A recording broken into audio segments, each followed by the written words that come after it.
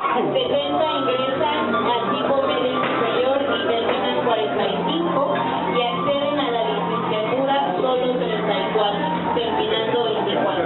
Entonces nos enfrentamos realmente ante un panorama de deserción escolar fuerte, y ante, ya aquí yo no hablo por ejemplo de posgrado, muchas de nosotros tuvimos la oportunidad de estudiar un posgrado. La doctora Claudia Sheinbaum siempre dice el posgrado como un derecho, no como un privilegio, por ejemplo. Pues nos enfrentamos a abandono en los diferentes niveles educativos, y en el Estado de México pues también esto es muy claro. Nuestra gobernadora, la maestra Delfina, también lo ha enfatizado. Los grandes retos del sistema educativo estatal justamente también son la deserción escolar, la infraestructura en escuelas y la continuidad hacia el nivel posgrado. Hay que garantizar el derecho a la educación desde los 3 a los 23 años como mínimo. Entonces, la coherencia, la visión de la nueva escuela mexicana pues tiene que ver con asequibilidad, accesibilidad, aceptabilidad y adaptabilidad de los servicios educativos. Como académicas y académicos que nos unimos a los diálogos por la transformación, pues creemos que la visión comunitaria y humanista de esta nueva escuela mexicana no puede detenerse frente a los debates de quienes estaban haciendo de este derecho fundamental un negocio privado. También decir que muchos de nosotros que apostamos a la cuarta transformación, porque la cuarta transformación ha puesto en evidencia que la ciencia también estaba al servicio de intereses privados por encima del interés común. Ahí hubo y han habido muchas evidencias desde el CONACYT, transferencias millonarias a favor de intereses creados, privatización de posgrados, dependencia tecnológica, entre otras. Entonces, también nosotras reconocemos cambios positivos, por ejemplo, en la evaluación del Sistema Nacional de Investigadores, ya tratar de no vernos como máquinas productivas de la ciencia, sino como verdaderos entes de cambio comunitario y social, y la ciencia a favor del pueblo. Y para terminar, solo diría que sin duda la gran expectativa que tenemos algunas es la construcción y consolidación de modelos educativos probados en la Ciudad de México, algunos desde luego con nuestra ahora candidata al frente de esta ciudad, que puedan extenderse en toda la zona metropolitana del Valle de México. Un muy buen ejemplo de esto es la Universidad de la Salud y la Universidad Rosario Castellanos, y un esfuerzo conjunto, por ejemplo, para crear un centro de creación e innovación tecnológica para el espacio, las comunicaciones y el transporte público, que es un tema fundamental en este estado. Desde este espacio, desde Ciencia y Academia para la Transformación, le decimos a nuestra candidata y claro, también a nuestra gobernadora, pues estamos listas para dialogar.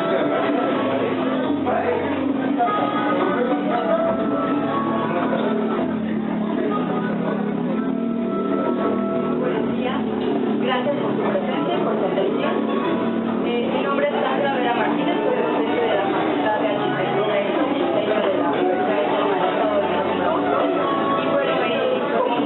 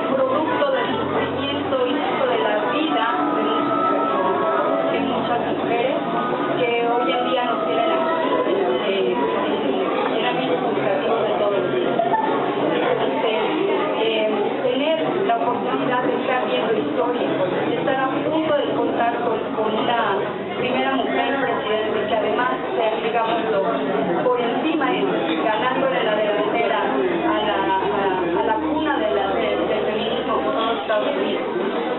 Estamos a punto de ver historia, pero no olvidemos el pasado, no olvidemos la gratitud que le debemos a todas esas personas que nos tienen en esta oportunidad, a las mujeres que estábamos invisibilizadas en todo el quehacer educativo y que ahora estamos con la posibilidad de sumarnos, de ser escuchadas, de tener la oportunidad de decir, antes tenía que ser una super mamá, una super esposa, un día tuve que ser una super trabajadora sin dejar de ser super mamá y super esposa, después super profesionista y no podemos fallar en ninguna.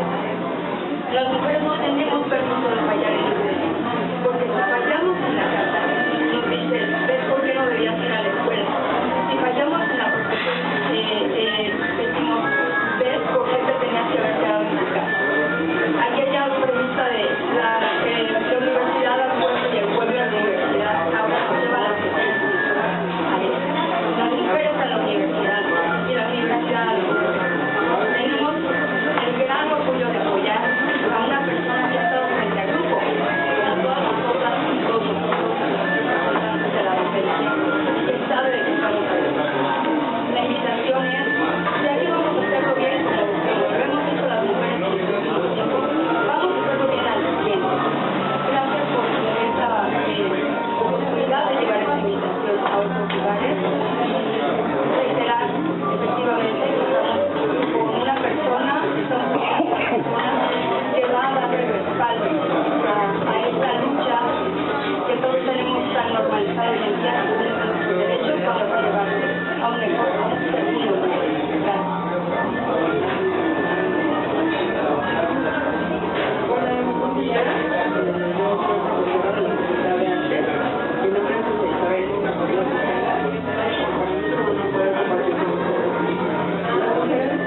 a otras mujeres, abrimos con una construcción universitaria en estos días, con un 53% de alumnos conocer como comunidad involucrarnos en los procesos de participar activamente en la colaboración reconocemos aprovechemos para encontrarnos con lo que tenemos todas como dificultades como mujeres en el talento que sigue nuestro rostro.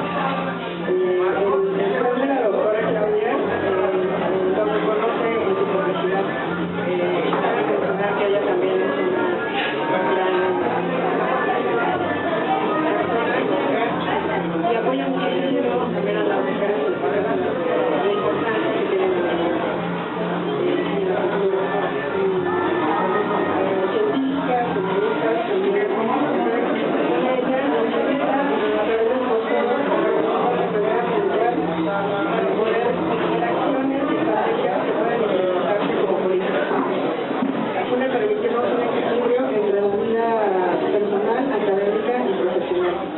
La política hoy día también nos corresponde a nosotros las mujeres, claro, y también a las mujeres académicas. Es de fundamental importancia que nos involucremos a todas las mujeres para poder proporcionar esta fuerza que nos invita siempre a invitar a nuestras alumnas, en mi caso, a nuestras colegas y a nuestras compañeras. Y yo repito, reconocerlos en esta fortaleza de mujeres y esta generación de adultos. La verdad es que la doctora Claudia nos da esta oportunidad y le damos aprovechar. Muchas gracias, compañeros. Pues es así como académicas y académicos de la universidad,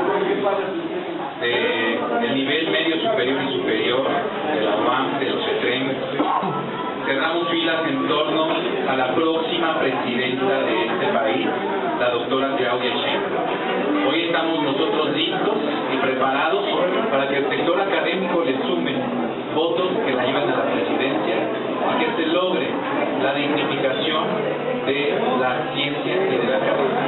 Hoy agradezco mucho al compañero Alejandro, a Ida, a Iván, al maestro Jorge, al maestro Eduardo, a la maestra Alicia, a la maestra Belén, a la doctora Montserrat, a la maestra Irma, a la maestra Patricia, a la compañera Blanca, a la maestra Leo, al compañero Juan Carlos, al compañero maestra Ceci, al maestro Jadicio, a la maestra Isabel, a la maestra Betty Vera, al doctor Rodrigo, al doctor Daniel, al arquitecto Guillermo, al maestro Ricardo Otero, a la maestra Emma.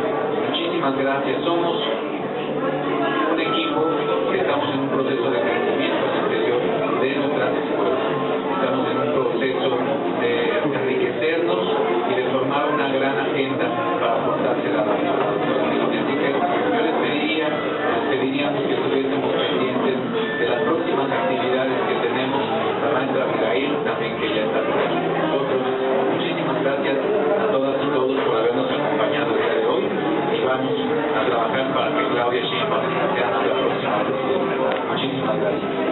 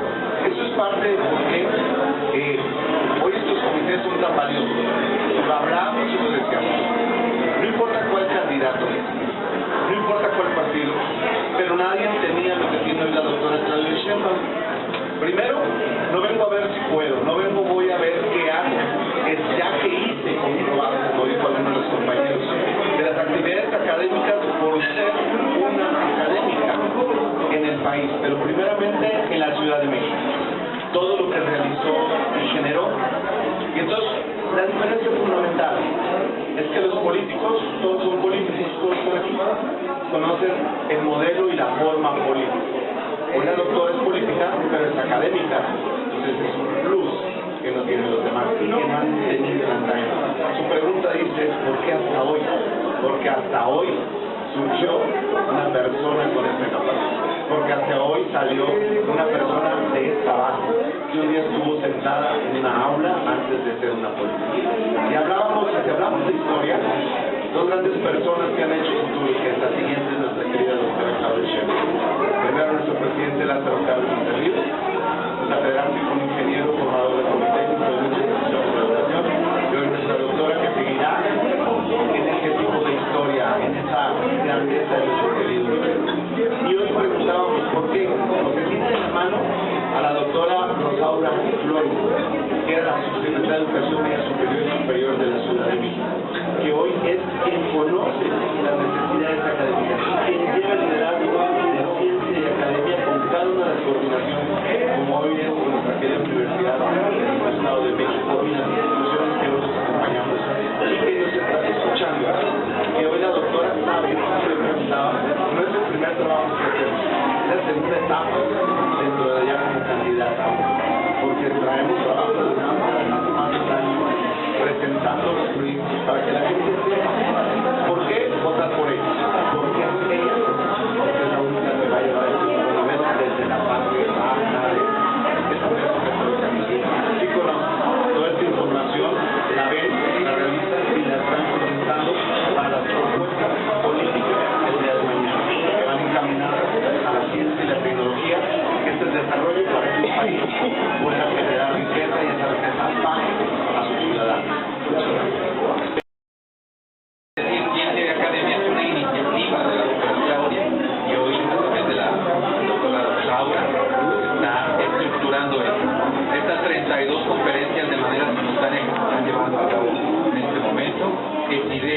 doctora Claudia. Ella está estructurando cada una de estas etapas y su inquietud de estructurar a la academia es porque ella es una académica y es una científica que será presidenta de este. Muchísimas gracias. ¿Alguna otra pregunta? Sí, pues ahorita tienen muchos altos niveles de violencia. ¿Hay algún pedimento que tengan ustedes como catedráticos y a la doctora? ¿Hay algún pedimento que tengan ustedes como catedráticos de acuerdo al nivel de violencia que tiene México? Bueno, es claro que estamos en un proceso en donde el tema de violencia está descendiendo. Yo creo que hay que darle continuidad a la estrategia en materia de seguridad para que los niveles de violencia sigan descendiendo, porque son francos y estadísticamente está corroborado que está bajando los niveles de violencia. El pedimento sería seguir y continuar con la estrategia de seguridad que se está planteando. Bueno, en torno al tema educativo, ¿ustedes han tenido alguna violencia? Bueno, independientemente de eso, justo en el foro que hubo en las montañas, el espacio de las montañas, con la senadora están estos puntos de apostar por hacer una inversión real sobre la cultura y el arte, para poder transformar de manera eficiente, dejar un poquito esto de lado de la fuerza social de violencia, ¿no? Hasta por esta educación sobre la violencia y para poder mejorar la situación del país. Bueno, yo creo que es como muy importante entender que la violencia es multifactorial y, digamos, en ese sentido, pues hay que trabajar en muchos espacios. A nivel educativo, creo que es fundamental porque es la parte como formativa. Y si una educación lo que está promoviendo es, digamos, como la idea simplemente del enriquecimiento personal, pues evidentemente se genera, digamos, un paradigma cultural en el cual lo más importante es el dinero. Y en ese sentido, pues por supuesto que ante la desigualdad, pues eso genera violencia. Y esta parte como formativa, igual digamos haya otras perspectivas que no solamente entiendan la educación como una manera de ascenso social, va a ser fundamental. Entonces creo que desde luego la educación forma parte de esa problemática.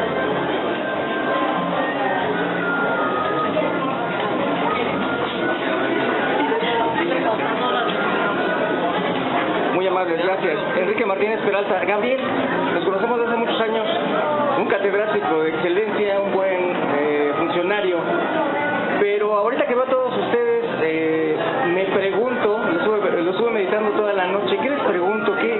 ¿Qué hago en un foro tan importante? Y tengo varias, pero la principal, se las voy a decir las demás, la principal es, ¿por qué ser tan miserables con los estudiantes universitarios? ¿Por qué una beca para las preparatorias de 800 pesos a los alumnos? Tú das arquitectura, tú formas arquitectos.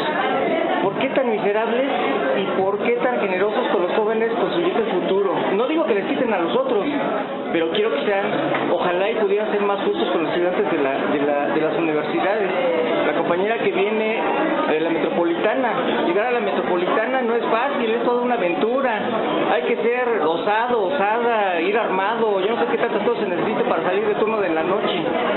Entonces, ¿por qué ser tan miserables? Supongamos que las elecciones fueron ayer y Claudia Sheinbaum ya es presidenta de acuerdo a las estadísticas.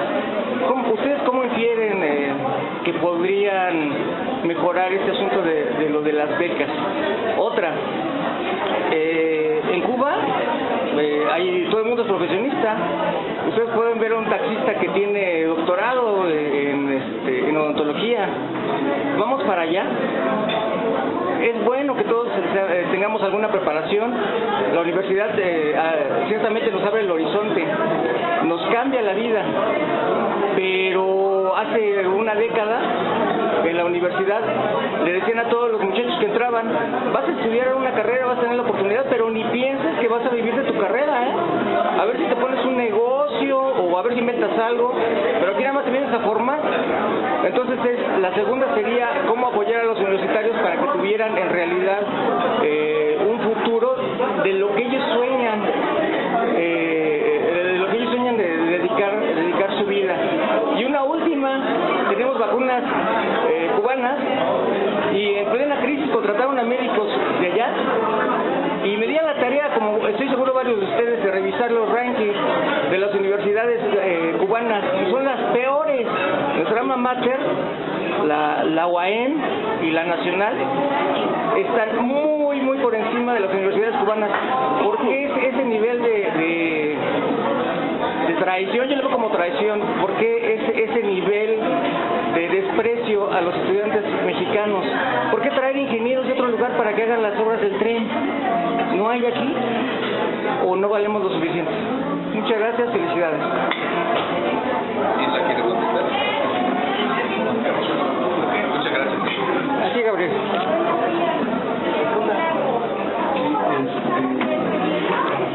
A ver, sobre la cuestión de médicos cubanos y de la calidad de la educación en Cuba, yo te diría que en Italia hay médicos cubanos y fueron los primeros que entraron a uno de los lugares más álgidos de la pandemia. No solamente ahí, en México, en Bolivia, en Brasil, en muchos países de África y médicos cubanos, y en ningún lugar los han corrido por ser malos. En todos los lugares los despiden con honores y con agradecimiento.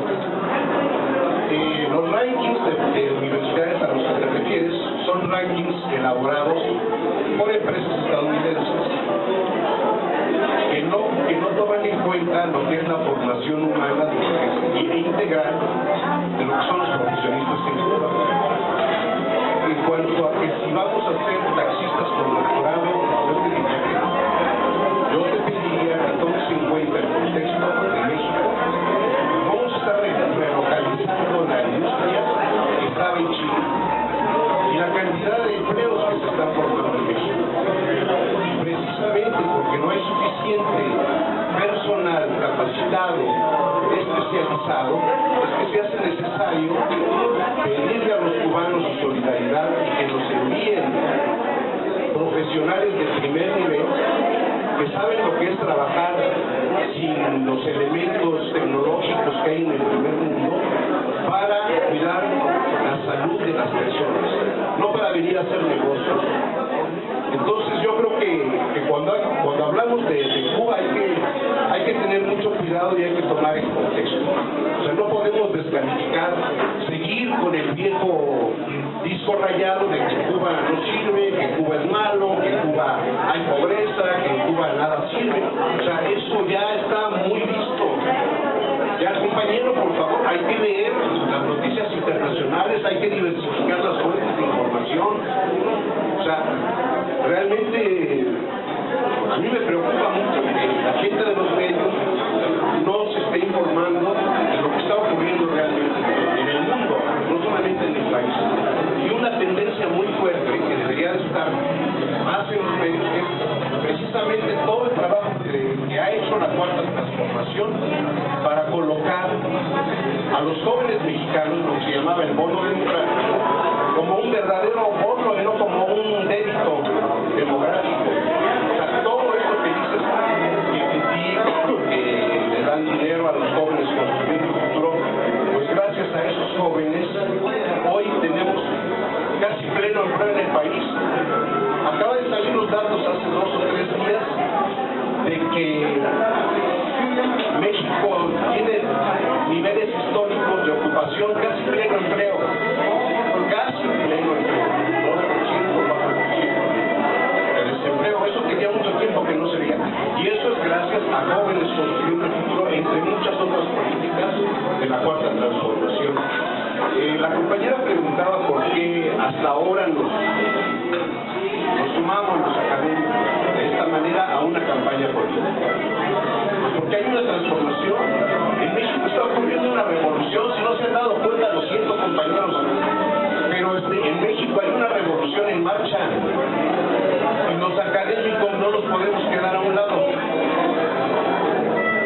Por convicción personal estamos buscando opciones de participación política.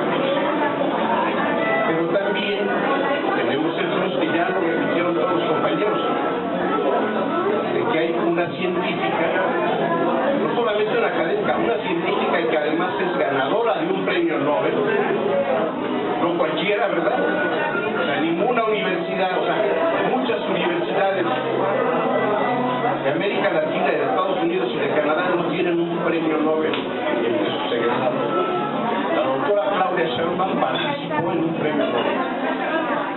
Entonces, digo, hay que enterarnos, hay que diversificar nuestras fuentes de información. Actualmente ya hay muchas posibilidades de informarnos si tenemos el interés. Si queremos estar repitiendo como disco rayado las descalificaciones, pues también está en nuestro derecho, pues, pero no avanzamos, ¿no? O sea, se trata de darle más calidad a la información. Muchas gracias.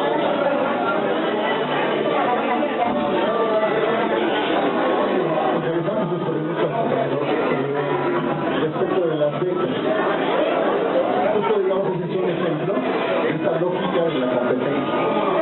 Es decir, las becas en principio se otorgan en una política demagógica de dar, digamos, poquito para darle a muchos. Pero el problema es que la consideración para otorgar becas en todas las universidades tiene que ver con el supuesto aprovechamiento, es decir, la calificación. Y si hacemos así un pequeño sombrero de ello, nos vamos a dar cuenta de que evidentemente los alumnos de mayor aprovechamiento son los que han tenido menos marginación. Entonces, estos alumnos, digamos, que no alcanzan niveles de excelencia supuestamente por el aprovechamiento, es en general grupos sociales que han sido marginados y que han estado viviendo en una plena desigualdad. Entonces, ocurre que se dan las becas a quienes no las necesitan, justo en ese criterio competitivo del aprovechamiento y la calificación. Entonces, eso que parece muy natural es lo que tendríamos que desnaturalizar y entonces ver quiénes realmente necesitan esas becas para transformar su vida en función de la universidad. Entonces, sí, parcialmente estoy de acuerdo, es cierto, que son más o menos miserables los montos de las becas. En principio, por una política, digamos, de dar poquito, pero a mucho. Y hay muy poco estudio, muy poco trabajo en el sentido de ver quiénes realmente las necesitan. Llegaríamos a una paradoja fácilmente de que aquellos que aprovechan menos son los que más necesitan los becas.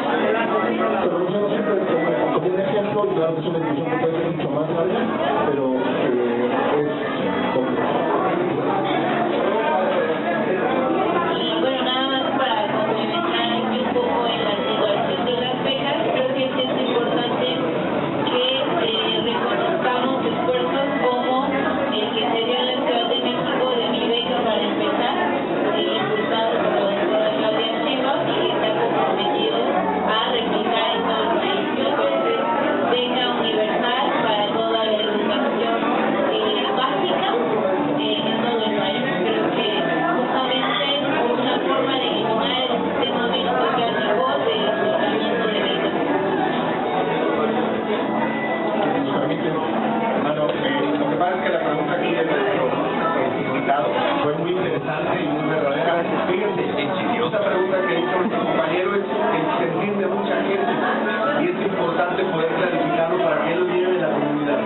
Sí, en efecto, la parte de las becas, pero lo que dice el compañero, transformación, es cambiar, cambio el paradigma, que nos dice nuestro presidente de la República, revolución de las conciencias, que es precisamente abrir el espacio para ver lo que anteriormente no se nos permitía ver. Y hoy solamente para cerrar mi participación pongo un ejemplo, comentaba del tren. Nuestro presidente de la República con sus líneas de acción en tecnología, ciencia, academia, desarrollo humano, de formación, bueno, son desarrollos los cuales el país no estaba preparado. Por lo tanto, no hay que traer personalidades para poder desarrollarlos. Pero hoy ya los tenemos. Un ejemplo de ellos es pues, nuestro tren interurbano, el Insurgente. Quiero comentarles que hay 16 jóvenes del Tecnológico de Toluca que ya trabajan, operan, controlan y capacitan. Y era algo que no esperábamos. Y por ahí alguna ocasión me dijo un padre de familia, lo que acaba de comentar nuestro compañero, ¿a poco mi hijo va a estudiar para manejar un tren? Él es ingeniero. Y le comentábamos, en Europa, en Japón, hay trenes de este modelo y forma, quienes manejan los trenes son profesionistas, ingenieros dedicados en la rama, no son operadores que aprendieron de sus padres y sus abuelos a manejar. Es esa la transformación de nuestro país. ¿Y qué más? y llevándolo desde estos foros que vienen, desde estos trabajos y dando a conocer que eso significa transformar. Por eso es el compromiso de la transformación. Muchas gracias. Muy amable. El 2023 fue un año histórico, 12 millones de estudiantes de nivel básico, media superior y superior fueron beneficiados con más de 90,000 millones de pesos fueron dedicados a ese tema. Yo creo que miserable es la inquietud de la derecha para privatizar la educación pública. Eso sí es miserable. Miserable es dejar a personas fuera de la universidad. Eso sí es miserable.